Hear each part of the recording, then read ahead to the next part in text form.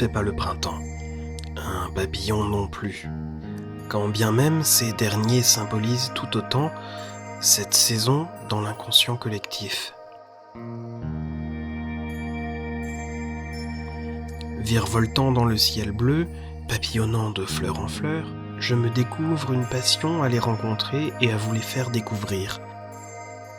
À l'instar de nombreux autres animaux, les papillons, même les plus communs, sont de beaux et attrayants inconnus. Des insectes colorés qui inspirent la sympathie de tout un chacun et qui ne répugnent jamais, contrairement à bien d'autres insectes. Les connaissons-nous si bien? Sommes-nous seulement capables de nommer les espèces les plus communes?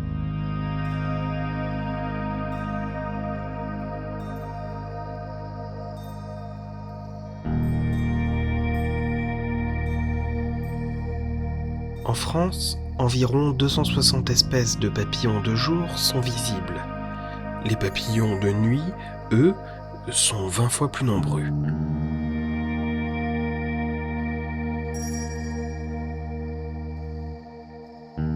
On estime leur diversité à 5500 espèces dans notre pays.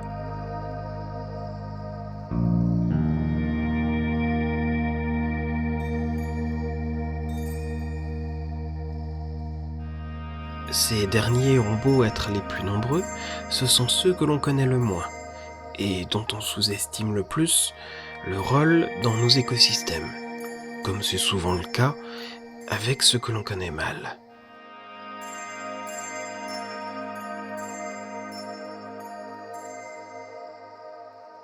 En préambule, il faut revenir sur la distinction entre les papillons de jour et ceux de nuit. Avez-vous remarqué les petits soleils ou les petits ronds noirs dans chaque carton? Ils vous indiquent si l'espèce présentée est un papillon de jour ou de nuit. Notez que ces appellations nous induisent en erreur, en laissant entendre que la distinction est uniquement basée sur l'heure d'activité des espèces. Mais que nenni, elle se base aussi sur d'autres critères. Et tant mieux, car certaines espèces de papillons de nuit volent le jour. C'est notamment le cas du morosphinx ou de la panthère. Mais la réciproque n'est pas vraie, on ne verra pas un papillon de jour voler la nuit. Aussi, on distinguera notamment un papillon de nuit d'un papillon de jour à l'aspect de ses antennes, terminées en massue chez les papillons de jour, comme ce bel azuré, et filiformes, épaisses ou poilues chez les papillons de nuit.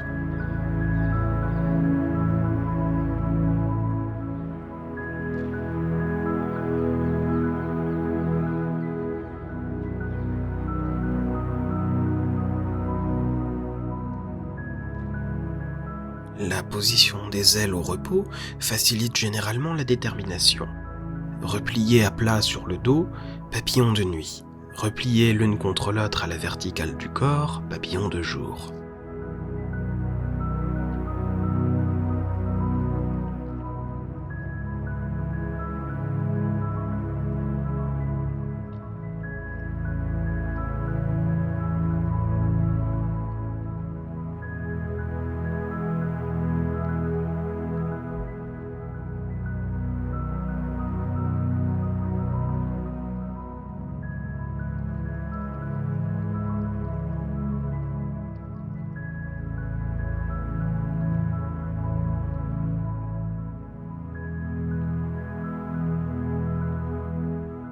Comment ne pas s'émouvoir devant la beauté d'un papillon?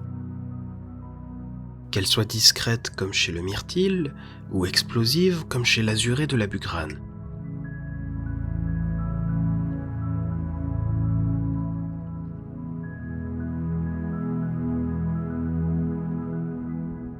Voilà un gouffre passionnant dans lequel je suis tombé il y a peu. L'observation, l'étude de leurs mœurs, de leurs aspects et de leur milieu, que de sujets passionnants et enrichissants.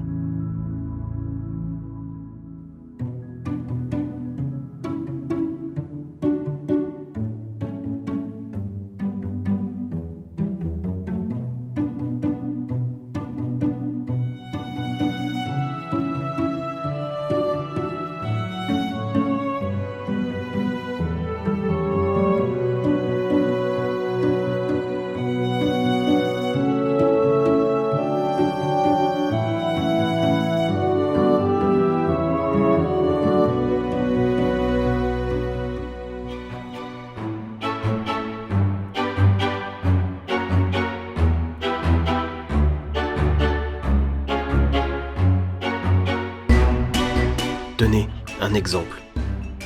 L'aspect des ailes de la carte géographique est conditionné par la photopériode de naissance, elle-même déterminée par l'ensoleillement et la température. Il y a donc une forme printanière qui donne des papillons très orangés, et une fois l'été venu, une forme estivale très noire apparaît.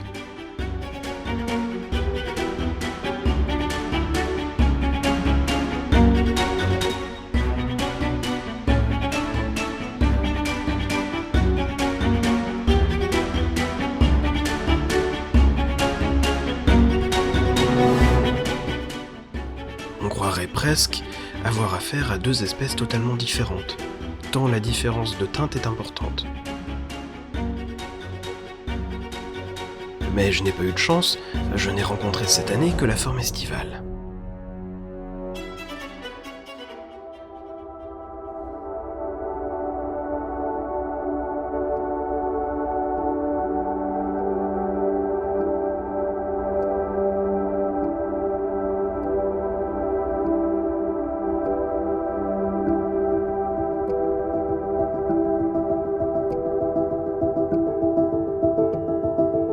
Que dire des stratagèmes de défense utilisés par certaines espèces, sinon qu'ils sont pour le moins originaux et parfois inattendus.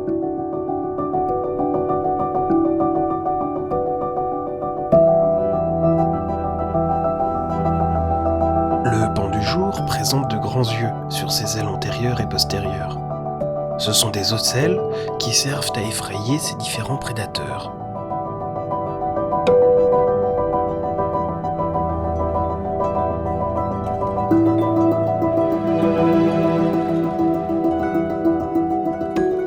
Le mimétisme du Robert le Diable lui permet de passer pour une feuille morte dès qu'il replie ses ailes.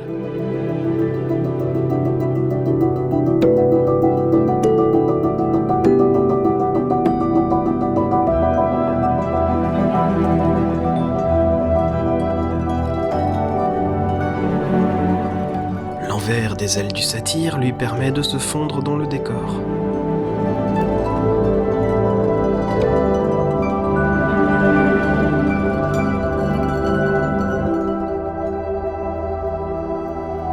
Pour bien des espèces, la meilleure défense est la fuite. Certaines espèces sont particulièrement vives et rapides. La majorité des papillons de jour volent entre 8 et 20 km/h. Beaucoup cèdent en se laissant porter par le vent. Niveau vitesse, les papillons de nuit ne sont pas en reste. Le cas du morosphinx et de ses 75 battements d'ailes par seconde est à noter.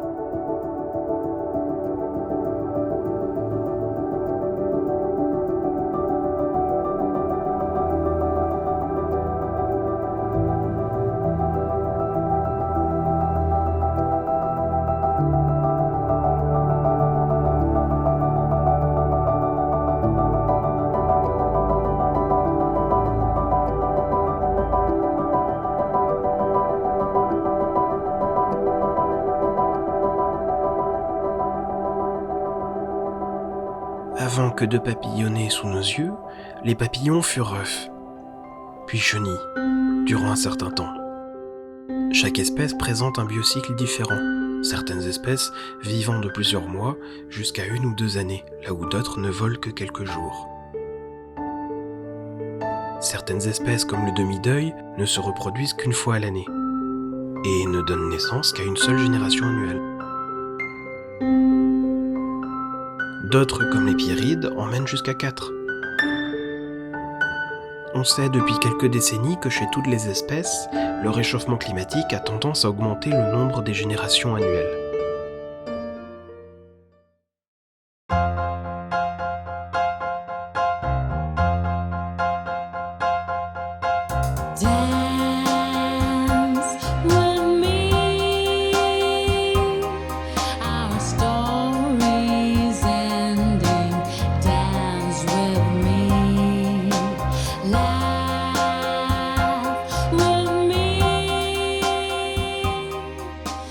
Certains papillons passent l'hiver au stade adulte, pour ne se reproduire qu'au printemps suivant. C'est le cas de la petite tortue ou du Robert le Diable. On parle alors de diapause imaginale. Dans le sud de la France, certaines espèces peuvent même rester actives lors des chaudes et ensoleillées journées d'hiver, comme le vulcain. Les adultes de nombreuses espèces meurent en fin d'été ou en automne, ne pouvant survivre à l'hiver dans nos contrées. D'autres encore choisissent la migration, afin de passer l'hiver au chaud. C'est notamment le cas de la belle dame ou du vulcain, deux grands papillons migrateurs qui peuvent parcourir chaque année des dizaines de milliers de kilomètres. Comment s'imaginer que de si petits êtres parcourent de telles distances ? Même la petite pierride de la rave est un migrateur partiel.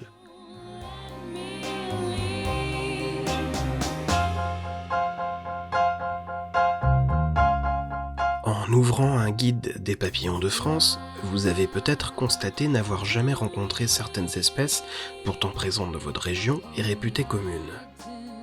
Chaque espèce a des exigences bien précises en termes de milieu de vie, parfois plus qu'on ne le pense. Certaines sont spécialisées et ne se rencontrent que dans des biotopes bien particuliers. Par exemple, le petit sylvain ne se trouve que dans les milieux boisés humides, des milieux aujourd'hui en régression. Et puis, certaines espèces ne sont visibles au stade adulte que durant une courte période de l'année. Facile de passer à côté. Si les papillons ne figurent pas au rang des animaux les plus difficiles à observer ou à photographier, qui s'y est frotté sait que ce n'est pas toujours simple, et notamment en fonction de l'espèce considérée. Aussi, quelques règles de bon sens peuvent être données. Un papillon s'approche sans mouvement brusque, et par l'arrière. De face, vos mouvements seraient très vite repérés. Attention aussi à ne pas recouvrir le papillon de votre ombre. Un brusque changement de luminosité sera pour lui un signe de danger et une bonne raison de s'éloigner.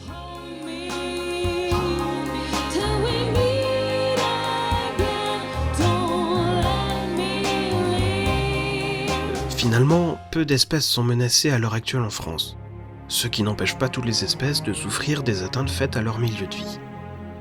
L'aurore, ce beau papillon orange et blanc, souffre immanquablement des fauches tardives des prairies qui détruisent les chrysalides de l'espèce.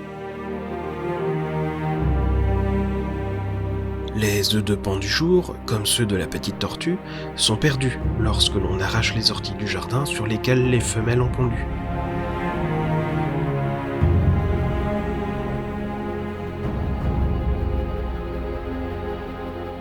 Peu d'espèces sont protégées en France. Vous pouvez aider les papillons en adoptant quelques règles simples, à commencer par bannir les pesticides de votre jardin, semer des fleurs locales et pourquoi pas ne plus tondre certaines parties du jardin.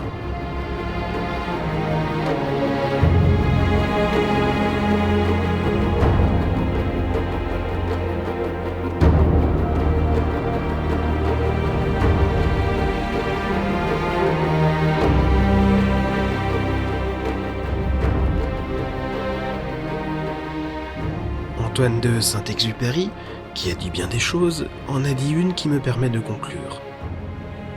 Il faut bien que je supporte 2 ou 3 chenilles si je veux connaître les papillons.